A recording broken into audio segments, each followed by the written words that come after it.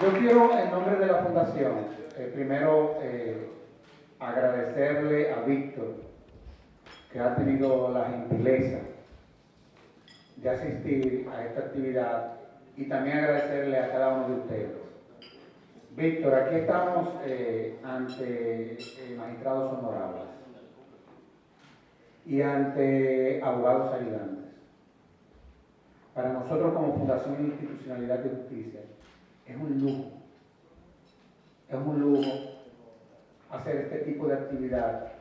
con jueces de esta jurisdicción. Inclusive hemos venido, y los magistrados lo saben, realizando actividades conjuntamente con el Foro Iberoamericano, en la cual actividades en las que tú has participado también en ellas. Nosotros quisimos hacer esta actividad, entre otras cosas, para ir calentando el ambiente para lo que será un congreso seminario internacional dedicado a Colombia en el marco de esta jurisdicción contenciosa administrativa que se celebrará del 1 al 3 de agosto, con la participación de los más connotados administrativistas colombianos. Bueno, Víctor, que es un colombiano que nació en Venezuela y que en la actualidad está viviendo en Bogotá, va a ser parte de los expositores también a la misma. Yo quería anunciar aquí que yo no quisiera que nadie de los que están aquí falte en esa actividad. Y los abogados ayudantes, la Fundación lo va a abarcar.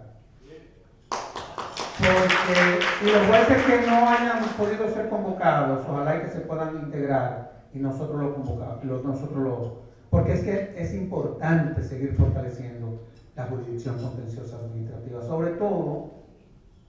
y es más importante, que la sociedad cree conciencia del trabajo que ustedes hacen, que no es fácil. O sea, una cosa es controlar el poder, pero yo creo que es más difícil someterlo al orden. Eso es más complicado. Así que yo no me voy a alargar parafraseando aquí, pero sí quiero agradecerles que hayan acudido una vez más al llamado de la Fundación Institucional de Justicia y vean esta actividad con el único objetivo, que es el de seguir fortaleciendo la jurisdicción contenciosa administrativa y, en fin, ver de qué forma nosotros también, como decía anteriormente, ir creando conciencia de lo importante que ustedes son. Yo siempre he dicho, magistrada, que ser juez de la jurisdicción contenciosa administrativa parece que tenemos que hacer martirio, porque se sufre, ahí se sufre. Muchas veces uno no sabe el alcance de una decisión que uno tenga que tomar. En fin. Así que a continuación le voy a dar la palabra a Manuel Fermín, que es el que está coordinando académicamente la actividad de agosto. Y fue también el coordinador académico del último foro iberoamericano que celebramos en el país. Así que le doy la palabra a Manuel, que va a presentar a nuestro expositor.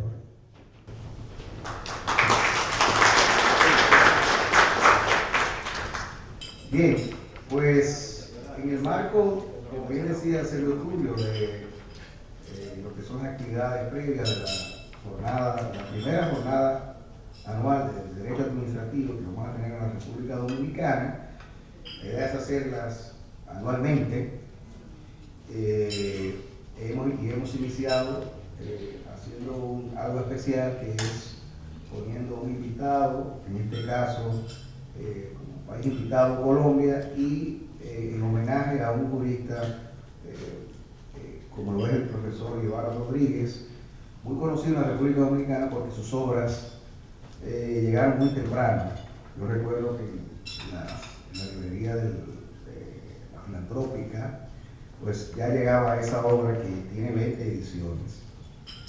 Entonces, a propósito de la presencia del profesor Víctor Hernández Mendique aquí, pues hemos decidido y promovido una actividad como esta con los jueces y con los abogados ayudantes en aras de seguir fortaleciendo desde el punto de vista de la capacitación y la discusión de temas tan interesantes y específicamente un tema como este del control judicial de la actividad administrativa económica. Y hemos visto que en los últimos años pues se ha venido desarrollando el ordenamiento con legislaciones especiales, legislaciones sectoriales que tienen que ver con poderes de regulación en ámbitos económicos, y eso es un proceso que tiene mucho tiempo ya. En el caso desde aquellos años de la Ley General de Telecomunicaciones, que dio paso a una importante discusión de las categorías del derecho administrativo, y también luego con la Ley Monetaria y Financiera, entre otras, ¿no? Luego hemos visto en los últimos años ya el tema del proconsumidor, que ha invadido también a la jurisdicción, entre otras entidades de regulación. Y a propósito de eso, como un tema de discusión en los espacios académicos, de qué tanto puede controlar el juez ese tipo de actividades que por lo general tienen características muy particulares, de especialidad, aspectos técnicos también, pues le hemos pedido a Víctor que abordara pues este tema, puesto que Víctor es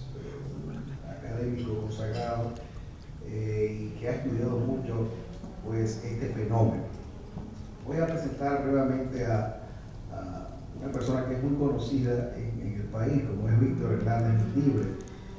El profesor Víctor Hernández Mendibre es abogado de la Universidad Católica Andrés Bello, es especialista en Derecho Administrativo por esa misma universidad, es licenciado en Derecho homologado, en este caso ante el Ministerio de Educación y Ciencias de España, y es doctor en Derecho por la Universidad Católica Andrés Bello en el año 2008.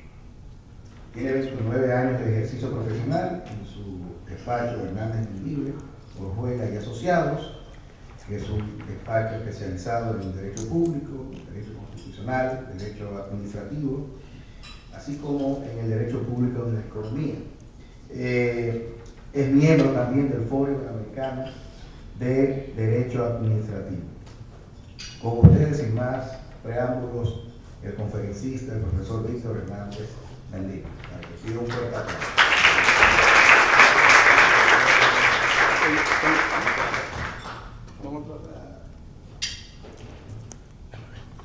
Buenas tardes.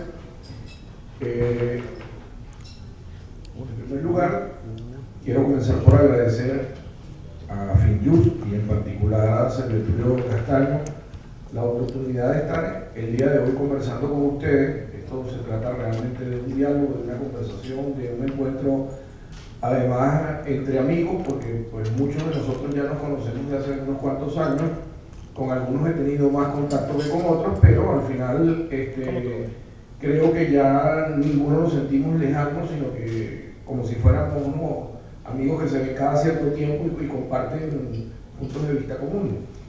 Y por eso quiero agradecer a FinJust la oportunidad de estar el día de hoy aquí, aparte de las actividades académicas de la clase, de tener la oportunidad de tener este diálogo de amigos, como les decía. Y de igual manera, a la Asociación Dominicana de Derecho Administrativo, su junta directiva está haciendo una labor muy importante. Bueno, creo que los dos grandes congresos que se han organizado con la colaboración de FinJust son una prueba de ello. Han sacado unas publicaciones más grandes, otras más pequeñas, pero se está haciendo una labor importante de comunicación, de concientización sobre el desarrollo de estas leyes que tienen que ver con el ámbito del Estado, de la administración pública en concreto. Y en este caso es un privilegio tener la oportunidad hoy de hablar ante un grupo tan selecto de abogados y de jueces, en particular de magistrados, dentro del orden jurisdiccional administrativo. Y en ese sentido, pues además es un privilegio tener que hoy presida la mesa el magistrado Sara Enrique, que también justamente recordábamos en el almuerzo que ya fue hace unos 13 años aproximadamente que tuvimos la oportunidad de conocernos en una de estas actividades, con lo cual ella es un testimonio vivo de que hemos mantenido un constante vínculo y diálogo a través del ámbito del derecho administrativo. Mire, el tema sobre el cual vamos a conversar es un tema muy interesante en la medida en que ha sido muy polémico, hay que decirlo con absoluta sinceridad. Es un tema polémico porque resulta que el control judicial de la administración ya de por sí es un tema complicado, es un tema que ha costado mucho esfuerzo y mucho tiempo, es un tema que a pesar de que tenemos una ley que ya tiene 71 años que regula la jurisdicción contencioso administrativa en la República Dominicana, no siempre ha sido fácil controlar la administración, no siempre ha sido fácil ejercer un control sobre la actividad o la inactividad de la administración y se han tenido que dar reformas a esa ley de hace 70 años, se avanzó, todavía estamos pendientes de que el Congreso apruebe la ley de la jurisdicción contencioso administrativa o la ley procesal que permite el control de la administración por parte de los jueces,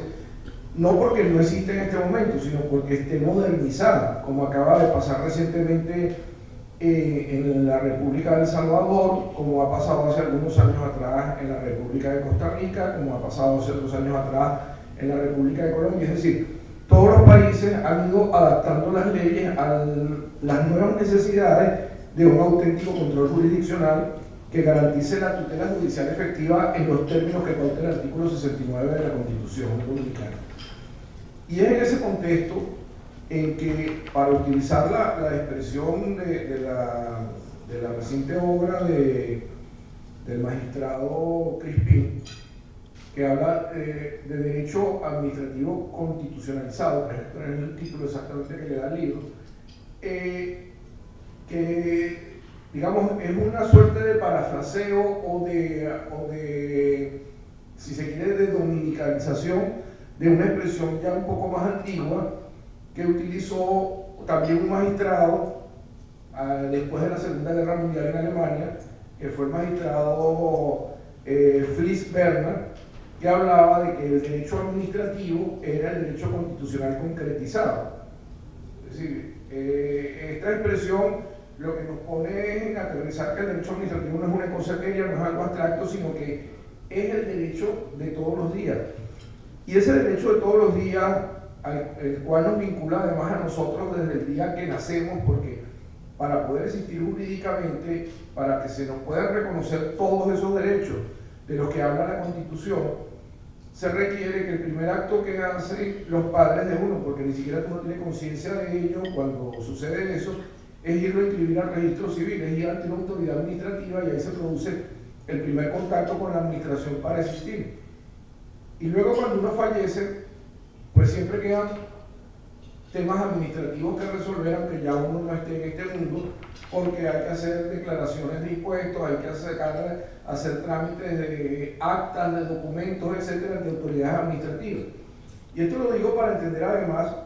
que cuando el artículo 69 de la Constitución, el 138 de la Constitución, el 148 de la Constitución nos hablan de ese control jurisdiccional que deben ejercer los jueces sobre las actividades o la inactividad de la administración, al fin y al cabo lo que está diciendo es que ese es el derecho común de todos los días entre los ciudadanos y el Estado. Puede ser que una persona nazca y pase por la vida sin hacer un contrato, o por lo menos sin hacer un contrato escrito, porque el transporte, todas estas cosas que hacemos a diario, son contratos que se están haciendo permanentemente, aunque uno no tenga incluso la conciencia de ello. Puede ser que jamás pise un tribunal porque nunca tuvo un conflicto en su vida, pero desde que nace hasta que muere tiene conflictos tiene relaciones con la administración, con lo cual pueden haber potenciales conflictos en esas relaciones con la administración. Que esa constitucionalización que se dio no se inicia originalmente con esta Constitución, sino que aunque había unos rasgos menores, la verdadera constitucionalización del derecho, ahora que está tan de moda hablar de la constitucionalización del derecho en general y del administrativo en particular, en la República Dominicana tiene su origen en la Constitución del 6 de noviembre del año 1844, porque antes no había Constitución.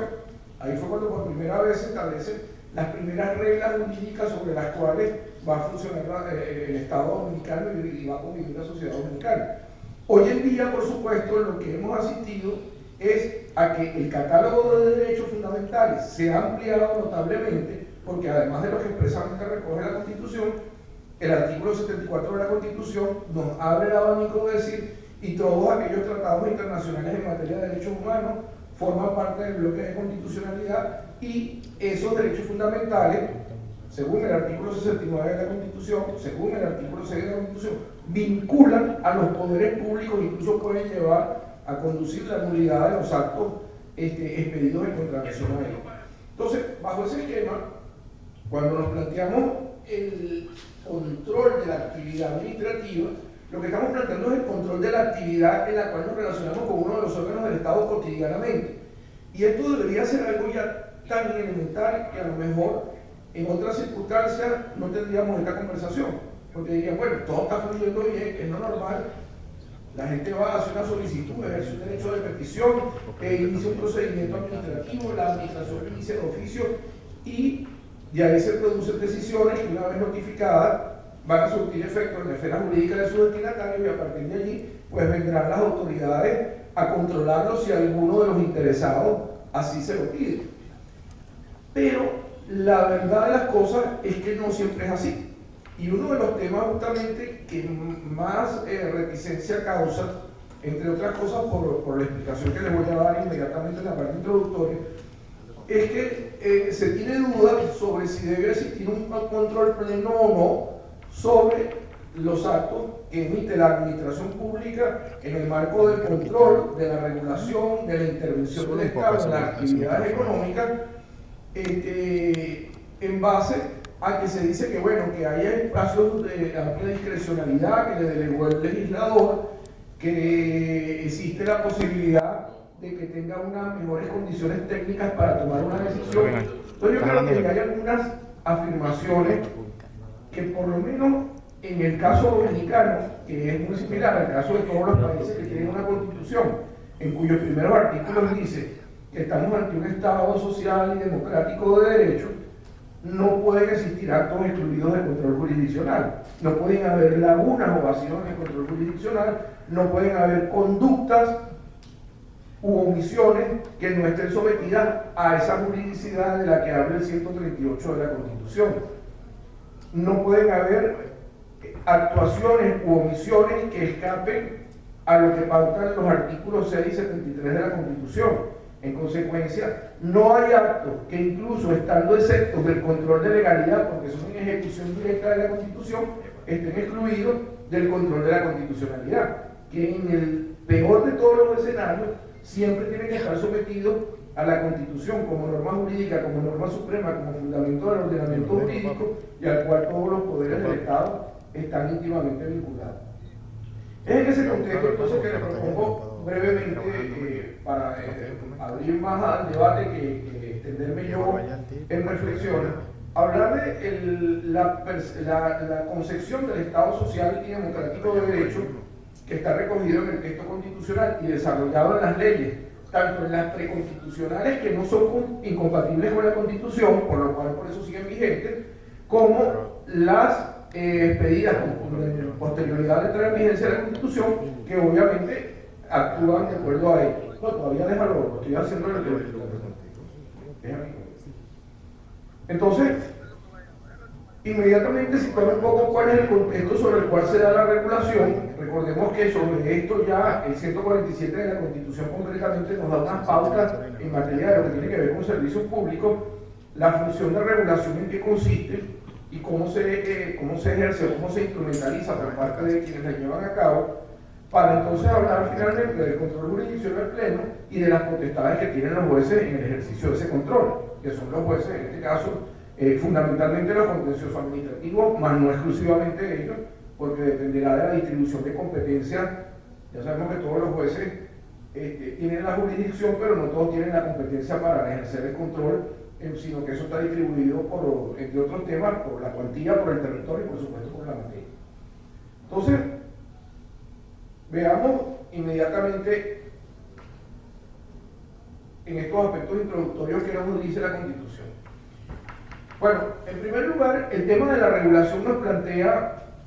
una relación Estado-economía, que es una relación que no siempre es fácil de asimilar, porque si aquí estuviéramos en una reunión donde estuviera un grupo de economistas, dirían que el Estado no se debe meter en la economía según la corriente ideológica que ellos manifiesten, o el Estado debe intervenir en absolutamente todo, planificarlo todo en el contexto económico y social.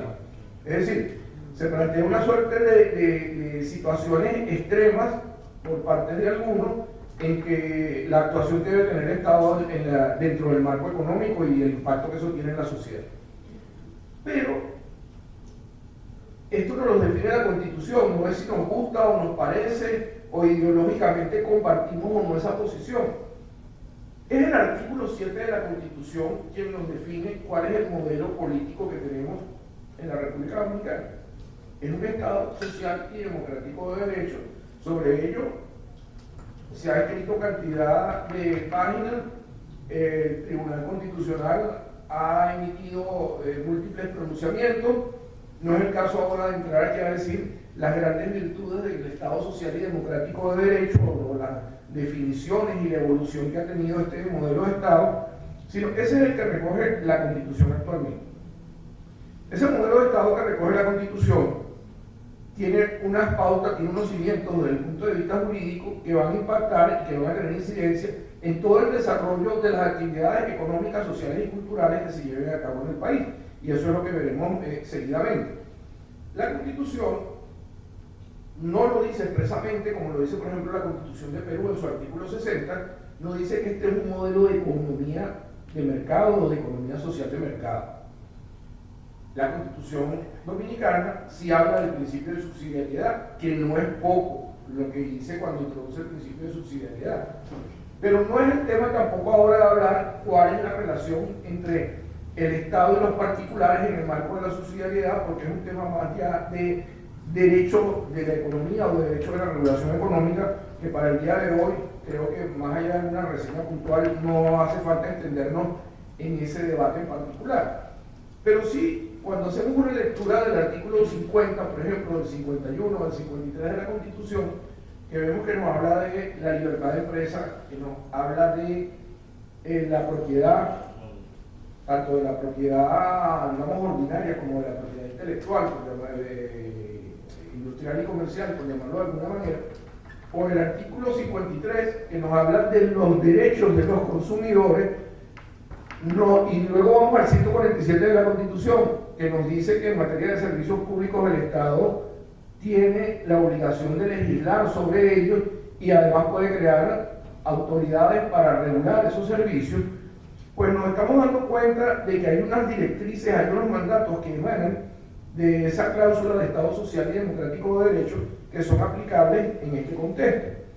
No obstante, fíjense ustedes que cuando analizamos esto desde la visión ortodoxa de cómo se entiende el derecho, es decir, bajo las tesis más puras de Hans Kelsen, el mercado, la innovación tecnológica, el ambiente no considerado como derecho fundamental, me refiero al ambiente considerado en su contexto natural, en esa relación que establecemos con el entorno que nos rodea, son conceptos que se pueden considerar metajurídicos, porque para lo que le importan los positivistas es estrictamente lo que dice el ordenamiento jurídico en cada norma y en función de que la norma siempre regula una situación concreta y establece una consecuencia jurídica. Pero si nos sentáramos del lado de los economistas, sobre todo de los economistas liberales, tendríamos entonces la otra posición de decir el mercado es lo que importa y todo lo que no sea el mercado, como el Estado, como la política, como el desarrollo sostenible, entendido en sus tres aspectos, el económico, el social y el ambiental, son ajenos al mercado, son extraños al mercado, con lo cual tampoco se interesarían por ello y además estarían en contra de cualquier fórmula de intervención del Estado, de cualquier fijación de política o incluso de cualquier escenario distinto a aquel de el libre intercambio de bienes y servicios en el marco de la oferta y la demanda. Eso no es posible en la República Dominicana Porque ese Estado social y democrático de derecho y de una economía social de mercado tiene unas pautas que están recogidas en las disposiciones de la Constitución que les dictan directrices al Poder Legislativo para expedir las leyes, al Poder Ejecutivo para desarrollar las políticas en cada uno de los sectores económicos con la finalidad de garantizar el ejercicio de los derechos fundamentales y el respeto a la dignidad humana, que es lo que dicen los 8 primeros artículos de la Constitución de manera reiterada, y luego nos lo vuelven a recordar los artículos, el artículo 73 y el artículo particularmente el artículo 74 de la Constitución. ¿Cuáles son esos principios rectores del Estado de Derecho que deben ser aplicados por parte de todas las autoridades y que de no cumplirse los jueces tienen que verificar qué sucedió y establecer los correctivos pertinentes? Pues en primer lugar el denominado principio de legalidad o de juridicidad, que a los efectos está recogido no exclusivamente, hago la advertencia, en el artículo 138 de la Constitución, pero que hay otra serie de disposiciones de las cuales se evidencia la existencia de ese principio, todos los actos de los órganos del poder público en el contexto en el que se entiende que debe haber una vinculación positiva, lo que el Estado solo puede hacer, los poderes públicos solo pueden hacer aquello a lo que están expresamente habilitados por la Constitución y la ley, eso lo dice el artículo 6 de la Constitución, no estoy diciéndoles nada que no sepan, y a partir de allí nos vamos a conseguir con que todos solo pueden hacer eso, que es la gran diferencia con cada uno de nosotros como personas humanas, que podemos hacer todo aquello que no esté expresamente prohibido, que no constituye una contravención, que expresamente también está recogido en una norma legal. A partir de esa idea del principio de legalidad, que además se debe entender en su dimensión más amplia del bloque de legalidad, en una dimensión incluso superior, tomando en cuenta la pauta que nos da la Constitución cuando dice que la Constitución es la norma suprema y el fundamento del ordenamiento jurídico, que es la norma de normas, que es la norma superior que enmarca todo el desempeño de los órganos del poder público. Pues tenemos que tener presente en ese caso que ya no es solo el bloque de legalidad en los términos que lo concibió Orihuela en su momento, sino que es el bloque de constitucionalidad el que vincula junto con el bloque de legalidad a todos los poderes públicos, y que en consecuencia esa vinculación positiva es a la Constitución y a las leyes. Pero ni siquiera nos quedaríamos en eso, porque si leemos literalmente el artículo 138 de la Constitución dice, o nos habla del ordenamiento jurídico del Estado, que todavía es más amplio que hablar de la Constitución o de las leyes, porque dentro del ordenamiento jurídico del Estado, de conformidad con el artículo 74.3 de la Constitución, también entra el bloque de constitucionalidad. Entonces fíjense cómo esto que se inició, que era un simple control de la legalidad de la administración, que no era poco, hace 200 años atrás, hoy en día abarca un control de la legalidad, un control de la constitucionalidad y un control de convencionalidad. Al extremo, este es un tema que no vamos a abordar el día de hoy, pero que en base a esta ampliación o este ejercicio de ampliación de los controles,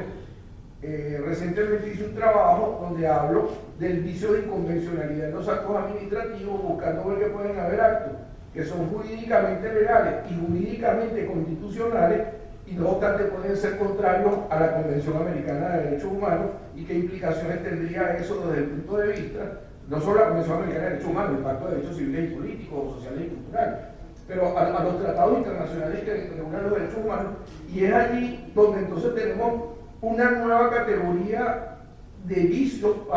para imputarle a determinados actos jurídicos de detectarse que ellos deciden. Pero esto lo vinculo, ¿por qué razón? Porque directamente esto nos lleva a hablar del respeto a las situaciones jurídicas subjetivas. El artículo 7 de la Constitución nos dice que el Estado debe respetar los derechos fundamentales. El artículo 38 de la Constitución y el 68 vuelve sobre el mismo tema. El artículo 69 de la Constitución crea el debido proceso para garantizar que si esos derechos fundamentales no han sido respetados, pues sean restituidos. Y además reconoce la tutela judicial efectiva, que es la que nos va a dar el cierre a todo esto cuando estemos hablando de cómo se ejerce ese control y hasta dónde se extiende. Y además los artículos 4 y 7 de la Constitución nos dan la pauta de que existe un principio de separación de los órganos del poder público, de las ramas que ejercen el poder público, un principio de separación de poderes, que ya sabemos que tiene su origen en aquel discurso de John Locke y que luego fue desarrollado por Montesquieu, posteriormente en Francia, es decir, por un inglés y por un francés, y que llega hasta nuestros días dentro del contexto de la influencia de las constituciones de origen liberal en el marco de la realidad en la que nos encontramos en todos los países del mundo occidental, que tenemos una democracia o que pretendemos tener una democracia con una separación de poderes y un Estado de Derecho. A ellos se le van a sumar dos principios que surgieron con posterioridad. Oriou fue uno de los grandes constitucionalistas y publicistas, más que constitucionalistas franceses, y en su Tratado de Derecho Constitucional hacía una referencia, refiriéndose a la administración, decía que la administración actúe pero que responda. El Estado no puede ser irresponsable, a pesar de que en alguna época lo fue. No es el caso el día de hoy hablar de esa evolución, sino de entender de que ese principio, esa regla, está recogida también en la Constitución, en los artículos 38, 75, 148 de la Constitución, y que hoy en día no solo además la responsabilidad deja de ser objeto de debate, por lo menos a los efectos de la República Dominicana, en el contexto de la administración del Estado por las actuaciones u omisiones y por el daño antijurídico que causa, sino que incluso se extiende a los funcionarios, que a veces se ha generado la duda de que si el Estado se debía demandar al funcionario o se debía demandar solamente al Estado. Pues hay una responsabilidad compartida, hay una responsabilidad solidaria de unos y otros por las actuaciones y omisiones. Esto es importante porque esa actuación ilícita en la que puedan incurrir determinados funcionarios que ejercen la función de intervención del Estado en el marco económico y en el marco social, esos actos no solo pueden ser inválidos, sino que además de ser inválidos pueden generar la responsabilidad personal de quienes lo hayan expedido, violando estas disposiciones constitucionales que estamos mencionando. Y finalmente el círculo se cierra o se complementan los cimientos del Estado sobre los cuales se funda el Estado Social y Democrático de Derecho con los artículos 69, 139, 164 y 184 de la Constitución, que no es otra cosa que el control jurisdiccional pleno. La expresión suena muy bien, pero luego hay que entenderla en su contexto. Control jurisdiccional pleno es el control de los actos por inconstitucionalidad o por ilegalidad, o mejor dicho, para ser todavía más amplio, por contrariedad a derecho o al ordenamiento jurídico del Estado en su conjunto. Y ese control, por esas razones, se ejerce sobre la actividad o sobre la inactividad. Hoy en día eso tampoco debe ameritar mayor discusión. Lo único que nos hace falta ya es tener la ley de la jurisdicción contencioso administrativa para que esto simplemente, el que todavía tenga alguna sombra de duda, le desaparezca. Pero ya solo por el mandato constitucional en esta materia creo que sería suficiente para poder entender la lógica en la cual estamos parados. La intervención temporal de las empresas. Pueden las autoridades reguladoras, si la ley lo habilita temporalmente, la intervención de una empresa, por ejemplo, si Claro fuese objeto de una intervención por parte de Indotel, eso no implica que se extinga el derecho de propiedad de los accionistas de Claro. La intervención temporal lo que implica es una sustitución de los administradores mientras se rescata la empresa o se regulariza la gestión que se está llevando a cabo luego de que recibieron una serie de instrucciones, de recomendaciones, de sugerencias, de directrices que no lograron cumplir por alguna razón que pues, no dieron la talla para ello, y entonces tiene que intervenir la autoridad temporalmente esa entidad. Pero esto es importante tenerlo claro también porque esa intervención tiene límites, no puede ser indefinida en el tiempo y hay que rendir cuentas por parte de quienes intervienen. La fijación de tarifas, hoy en día se dice incluso que si las tarifas, si el concepto mediante el cual se restablecen las normas para las tarifas está claro, la tarifa no se fija sino que se calcula, con lo cual la tarifa la puede terminar calculando cada uno de nosotros como usuarios y cada uno de los operadores, porque las pautas de la regulación en este aspecto ya están dadas. Pero en todo caso, como la expresión fijación de tarifa pues, es conocida por todos, la autoridad reguladora siempre va a supervisar que esa tarifa sea acorde con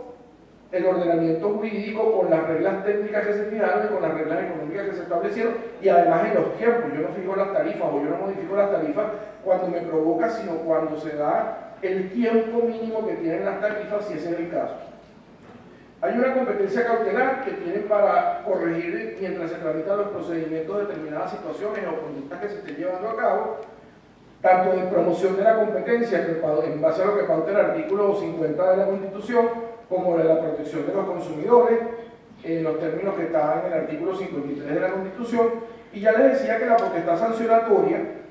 que debe estar sujeta a todas las pautas que se dan. El artículo 69 nos dice: nadie puede ser sancionado ni puede ser declarado que cometió delito si no existe una ley preexistente que así declare que existe la infracción o el delito y la sanción o la pena según corresponda. Bueno, si ese es el caso,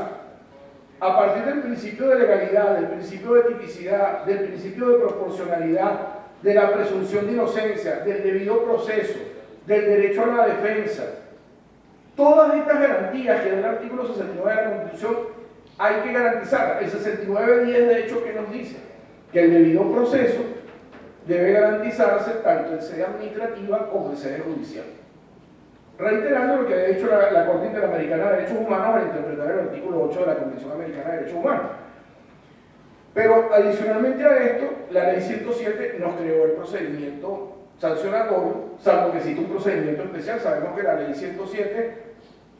establece en el artículo 15 que si hay procedimientos especiales, ella es supletoria de sus procedimientos especiales, con lo cual, si hay un procedimiento sancionatorio especial, se aplicará a ella y los vacíos que existan pues se llenarán con las garantías que brinda la Ley 107. Y por último, en la parte de resolución de conflictos, tenemos que la resolución unilateral se puede dar cuando se ejerce una potestad propiamente administrativa que es objeto de control jurisdiccional contencioso administrativo, o la función arbitral. La Ley 107 específicamente habla de la función arbitral, pero pues no voy a entrar en el tema ahora de las precisiones que corresponden aquí. Lo que quiero destacar es: cuando se actúa en función arbitral es porque dos agentes económicos, dos operadores u operadores y usuarios tienen un conflicto, y en lugar de acudir a un tercero para que dirima el conflicto, deciden que la autoridad reguladora, que tiene los conocimientos técnicos del sector, sea quien dirime el conflicto. En ese caso, la decisión que se adopta no es un acto administrativo, porque el arbitraje siempre requiere que haya voluntad de las partes involucradas. Y entonces, o el principio debe ser así, salvo que la ley disponga otra cosa. Pero partiendo del arbitraje como lo entendemos tradicionalmente, de que las partes deben ser las que las que libremente pauten someterse a ese arbitraje, el acto que emitiría o que resolvería el conflicto es un laudo, y los laudos no se impugnan ante la jurisdicción contencioso administrativa, sino que se impugnan como se impugnan todos los laudos ante el tribunal competente cuando dos particulares tienen un conflicto. Cuando se trata de la expedición de un acto administrativo, la situación cambia, porque en ese caso sí estamos ante un acto administrativo expedido en ejercicio de una competencia administrativa, y en consecuencia ese acto sería revisado en cuanto a su legalidad en los términos que pauta el 139 de la Constitución por la jurisdicción contencioso administrativa. Bueno, señalado esto, veamos qué pasa con los tribunales ante esa actividad de control, ante ese ejercicio de esa función administrativa. Aquí copio a un señor muy antiguo, pero que yo creo que los criterios que estableció, las características que estableció, se mantienen vigentes hoy en día, que es Sócrates, el filósofo griego. Él decía que los jueces debían escuchar cortésmente, responder sabiamente, ponderar prudentemente y decidir imparcialmente. Yo creo que a pesar del tiempo que tiene esta expresión socrática, no ha perdido vigencia en cuanto a la conducta que el juez puede desarrollar ante las situaciones que se le planteen. ¿Qué es lo que está sometido a control jurisdiccional pleno? Pues ahora está sometida hasta la Constitución, porque si bien la Constitución no puede ser inconstitucional en sí misma, sí puede ser inconvencional. Solo les recuerdo sobre estos temas el famoso caso de la última tentación de Cristo contra la República de Chile, donde se dijo: el establecer previamente la censura como condición del ejercicio de la libertad de expresión es contrario a la Convención Americana de Derechos Humanos. Entonces, pues, ya ustedes saben lo que tienen que hacer, no hay que decirles nada más. Pero ya en el ámbito interno, no en el internacional de derechos humanos, las leyes y los actos de gobierno están sujetos al control de constitucionalidad, los reglamentos, los actos administrativos generales individuales y los contratos al control de legalidad, y el incumplimiento de la ley por inactividad material o formal también está sometida a control de legalidad en los términos que pauta el 139 de la Constitución. Conforme a ello, entramos ya en la fase final de la exposición. ¿Qué es lo que se plantea con la autoridad reguladora? El ejercicio de la potestad reguladora está, como toda actividad administrativa, sometida al control de la jurisdicción contencioso administrativa en los términos que definen la Constitución y la ley. El tema que ha planteado más dudas no es en la actividad reglada de las autoridades reguladoras, porque la actividad reglada de las autoridades reguladoras, al fin de cuentas, es como cualquier otra actividad. Pues o está conforme, o es compatible o no es compatible con la legalidad. Punto. Pero cuando se ejerce la potestad administrativa preeminentemente discrecional, fíjense que yo voy a usar mucho la expresión preeminentemente, porque no hay actos administrativos absolutamente discrecionales ni actos administrativos absolutamente reglados. En lo más reglado que exista, siempre hay un halo de discrecionalidad mínimo, y en lo que aparentemente es lo más discrecional posible, siempre hay que controlar la competencia, siempre hay que controlar el procedimiento, siempre hay que controlar si se persigue el fin establecido en el ordenamiento jurídico, y lo que se podría discutir es si se pueden controlar o no, en la medida en que sean proporcionales, racionales, adecuados, los motivos que se tuvieron para expedir o no esa decisión. Pero en definitiva no hay acto excluido de control jurisdiccional porque no hay lagunas en el control jurisdiccional, que es lo que he tratado de compartirles en la tarde de hoy. ¿Qué nos implica esto? 138 de la Constitución nuevamente. Toda la actividad administrativa está sujeta al ordenamiento jurídico. La discrecionalidad implica el ejercicio de una voluntad de la administración. Entre varias opciones lícitas, decide aquella que considera, según su criterio, la más adecuada, la más racional, la más pertinente para el caso específico. La denominada discrecionalidad técnica, que se ha discutido mucho si es discrecionalidad o no, pero que es el establecimiento de reglas técnicas, pues en realidad es que las reglas técnicas son así, es que ni siquiera la administración tiene libertad de elegirlas si las aprueba o no. Si una regla técnica dice que para purificar el agua hay que ponerle tal cantidad de un producto químico X y hacerle un tratamiento de tal o cual manera, pues es que si no lo hace, no va a ser el agua con la calidad que se espera que sea apta para el consumo humano. Entonces, el margen de discrecionalidad que teóricamente tiene desde el punto de vista técnico no se ve tan claro allí, porque esas son cosas que se dan o no se dan. Si uno va a un hospital y le dice a un médico, mire, tengo tal enfermedad, y dice, tenemos que operarlo de emergencia, pues la mayor discrecionalidad que tendrá será decirle el día que le fijan la operación porque hay una cama disponible. Pero evidentemente no puede decir, bueno, pero como usted tiene dolor de cabeza, le vamos a operar el pie porque pues creemos que esa es la vía. Bueno, aunque estoy usando acupuntura, yo creo que la parte técnica no le permite mucha disertación, sino que usted tiene que entender que si le hicieron los exámenes y tiene un problema en la cabeza, tendrán que operarlo de la cabeza, no del pie,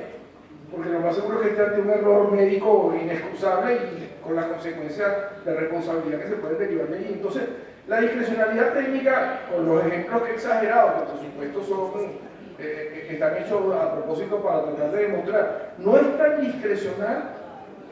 tampoco esa técnica, porque la técnica está condicionada por una serie de elementos para que el servicio funcione adecuadamente, para que la prestación sea en condiciones de calidad o para que se produzca un resultado idóneo en cuanto a la eficiencia en la gestión de ese servicio. Y los términos jurídicos indeterminados es una expresión, esto lo consulté con un profesor alemán en alguna ocasión porque se usa con mucha frecuencia el término concepto jurídico indeterminado. De hecho, lo van a ver en casi toda la literatura jurídica.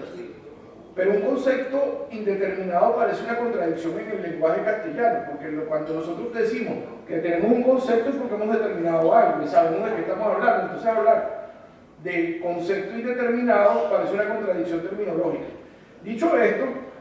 el término jurídico indeterminado, que es la expresión que más me gusta en función de esta consulta que le hice al profesor Alemán sobre la correcta traducción o las posibles traducciones de esa expresión, son aquellos que permiten que en el caso concreto se verifique, se haga un juicio de verificación de que lo que está ocurriendo se subsume en la norma y se aplica el caso específico. Eso lo tienen que verificar básicamente son los jueces. Si no ejercen control jurisdiccional, no lo pueden verificar, porque la administración siempre va a creer que hizo lo correcto. No hay ninguna administración que sea infalible, pero ella tampoco va a reconocer públicamente que se equivocó. Creyó que el interés general que estaba subyacente era ese y que por eso adoptó esa decisión. ¿Cuáles son los límites al poder discrecional? El artículo 7 de la Constitución nos da una pauta, el 68 de la Constitución nos da otra y el 174 nos da otra. Los derechos fundamentales, las libertades públicas. Y a partir de allí, la regla que impera es la interdicción de la arbitrariedad, la prohibición de exceso, la garantía del debido procedimiento administrativo y de la motivación detallada como está recogido en la Ley 107. No puede adoptarse ninguna decisión, y mucho menos invocando poderes discrecionales, invocando la aplicación de conceptos jurídicos indeterminados o de discrecionalidad técnica, sin garantizar derecho a la defensa, debido proceso, sin garantizar motivación detallada, más cuando ellos van a tener incidencia en la esfera jurídica de los destinatarios de esa decisión. ¿Cómo se ejerce el control jurisdiccional en estos casos? El control jurisdiccional no es otra cosa que la verificación que hagan los jueces en el marco del artículo 69 de la Constitución